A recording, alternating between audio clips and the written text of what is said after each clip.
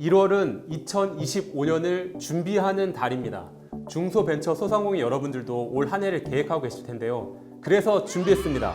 2025년 중소벤처소상공인 놓치면 아까운 지원 정책들을 저희가 시리즈로 소개를 해드릴 텐데요. 올해는 첫 번째로 소상공인 지원 정책에 대해서 설명해 드리도록 하겠습니다. 담당자분 모시고 이야기 나누도록 하겠습니다. 인사 부탁드립니다. 안녕하십니까. 소상공인 정책과에서 근무 중인 유재환 서기관입니다.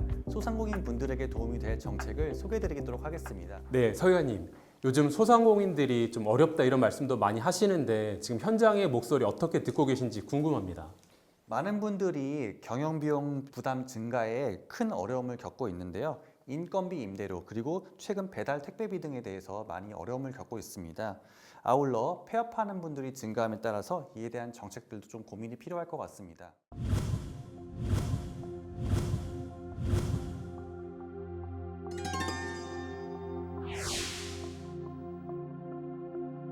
그전에는 뭐 대출을 받아서 살아도 갚아 나가면서 어떻게 운영이 됐는데 지금은 더 힘들어졌어. 희한하게.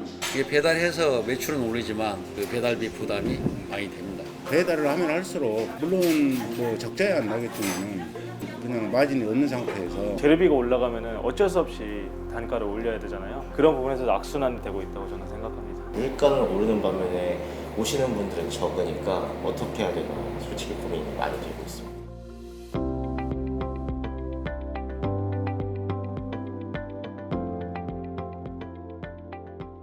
소상공인 지원 정책의 중요한 방향들 설명 부탁드립니다. 네, 소상공인 분야를 포함해서 중기부 전체적으로 가장 큰 정책 방향이 아무래도 민생경제 활력 회복인 것 같아요. 이를 위해 가지고 정부는 전체적으로 소상공인 예산을 약 5.9조 원, 역대 최대 규모로 편성을 했습니다. 네.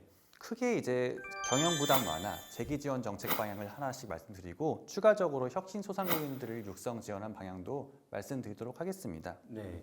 지금 이제 세 가지 키워드를 말씀하셨습니다. 경영 부담 완화, 재기 지원, 그리고 혁신 성장. 그럼 첫 번째로 경영 부담을 완화하기 위한 주목할 만한 정책 소개 부탁드립니다. 네, 소상공인들의 경영 부담 완화를 위해서 대표적인 정책은 올해 한시로 시행하는 배달 택배비 지원 사업입니다. 이 정책은 배달과 택배비가 최근에 늘어남에 따라서 어려움을 겪는 소상공인의 부담을 완화하기 위해서 25년도 한시로 시행을 하고요. 연매출 1억 400만 원 미만의 영세 소상공인 대상으로 최대 30만 원까지 지원할 예정입니다. 경영 부담을 겪고 있는 소상공인들한테 도움이 될 것 같은데 어떻게 신청하면 되나요? 네, 2월 중순에 사업 공고를 할 예정이며 소상공인 24 플랫폼을 통해 신청하시면 됩니다. 자세한 신청 방법은 추후 공지하도록 하겠습니다. 네. 지금 경영 부담 완화 정책에 대한 설명을 해주셨고 두 번째 주목할 만한 정책 소개 부탁드립니다. 두 번째 정책은 폐업 소상공인들을 위한 내용입니다. 대표적으로 희망 리턴 패키지가 있는데요. 경영 위기에 처한 소상공인 분들께 폐업부터 재창업, 취업까지 모든 과정을 지원하는 원스톱 패키지입니다. 희망 리턴 패키지 사업 많이 들어봤는데 작년과 올해 달라지는 점 어떤 점들이 있을까요? 우선 소상공인들의 성공적인 제도전 지원을 위해 가지고 지원 예산 자체를 24년 1,500억 정도에서 25년 2,450억으로 약 60%나 증가하였습니다. 와, 60%요. 희망 리턴 패키지 사업은 크게 원스톱 폐업 지원, 특화 취업 지원, 재기 사업화 지원 세 가지 분야로 나눠지는데 제가 좀 설명을 드려도 될까요? 네, 말씀하시죠. 폐업 지원 관련해 가지고 24년도에는 점포 철거비를 최대 250만 원까지 지원했는데요. 올해는 이제 최대 400만 원까지 지원합니다. 와, 400만 원까지요. 많이 도움이 될 것 같은데 취업 관련해서는 어떤 변화가 있을까요? 네. 취업교육은 기존에는 단기 프로그램 위주였다가 올해부터는 폐업자 특성을 고려해서 맞춤형으로 바꾸었는데요. 연령대별 교육과정을 개설하고 폐업자의 심리치유 및 회복 프로그램도 도입합니다. 또한 고용노동부와의 협업을 강화할 예정인데요. 국민취업지원제도에 참여하신 분들을 대상으로 6개월 동안 매월 20만 원을 추가로 지급합니다. 네. 취업을 하려고 하는 소상공인 분들한테 큰 도움이 될 것 같은데 재창업 지원 관련해서는 어떤 점이 달라졌나요? 물론 재창업 지원도 대폭 강화됐습니다. 기존에는 컨설팅 중심으로 지원됐다면 이제는 경영 환경을 빅데이터 기반으로 분석해서 맞춤형 지원을 제공하고 전담 관리자를 통해서 밀착 관리할 예정입니다. 와, 정말 체계적으로 강화가 된 것 같은데 신청은 어떻게 하면 되나요? 네, 2월부터 소상공인 희망 리턴 패키지 홈페이지를 통해서 온라인으로 신청 접수를 할 예정입니다. 네. 다시 시작하려고 하는 소상공인 분들께 정말 희망이 리턴할 것 같은데요.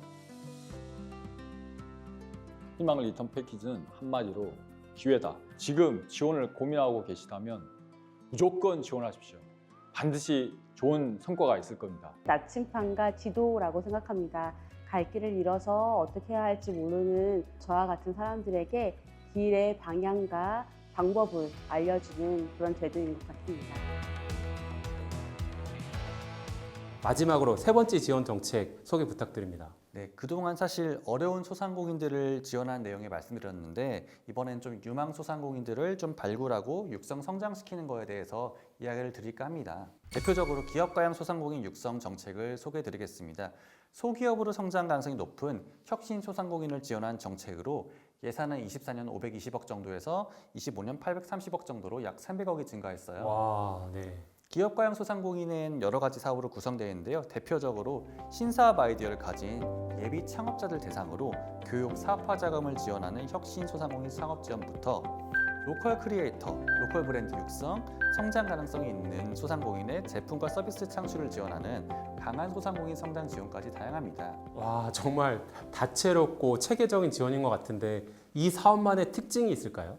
네, 대표적인 특징은 창업기획자나 벤처캐피털이 선투자를 할 경우 정부가 최대 3배, 2억 원 한도 내에서 사업화 자금을 매칭 지원한 프로그램도 별도로 운영하고 있습니다. 한 단계 성장하려는 강한 소상공인들한테 꼭 필요한 지원 정책인 것 같은데요. 어떻게 신청하면 되나요? 개별 사업별로 1월 말부터 소상공인24 홈페이지를 통해서 순차적으로 공고가 나올 예정입니다. 경영 부담 완화, 재기 지원, 혁신 성장까지 3단계로 이제 잘 설명해 주셨는데 이외에도 주목할 만한 소상공인 지원 정책 어떤 것들이 있을까요? 네, 고유 브랜드를 보유한 소상공인들이 소기업으로 성장할 수 있도록 민간 플랫폼사와의 협업을 통해서 단계별 맞춤형을 지원하는 브랜드 소상공인 육성, 일명 탑스 사업을 소개해드리겠습니다. 아, 탑스라고 하니까 팁스가 좀 떠오르긴 하는데 좀 더 쉽게 설명 부탁드립니다. 네, 총 3번째 단계로 지원할 예정인데요. 첫 번째 단계에서는 소상공인 3,000개사를 대상으로 1:1 맞춤형 컨설팅을 지원하고요.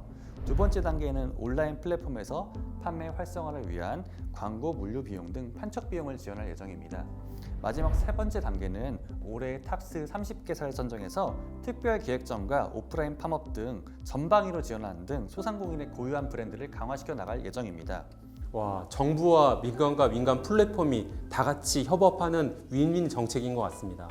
올해 다양한 소상공인 정책들 말씀 많이 해주셨는데 마지막으로 소상공인 분들께 한 말씀 부탁드리겠습니다. 우선 어려운 경기 환경을 직면하신 소상공인들의 상황을 정부는 깊게 이해하고 있습니다. 2025년 소상공인들이 어려움을 이겨내고 새롭게 도약할 수 있도록 실질적으로 도움이 될 수 있는 정책들을 항상 마련하기 위해서 실무적으로 많이 노력을 하겠습니다.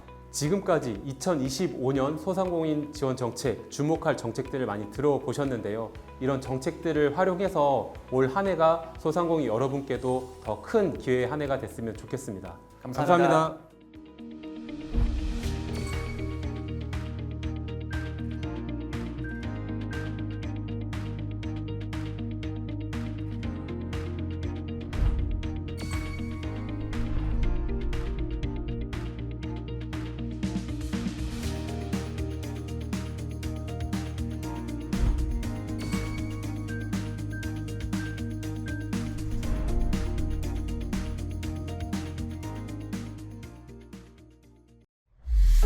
네.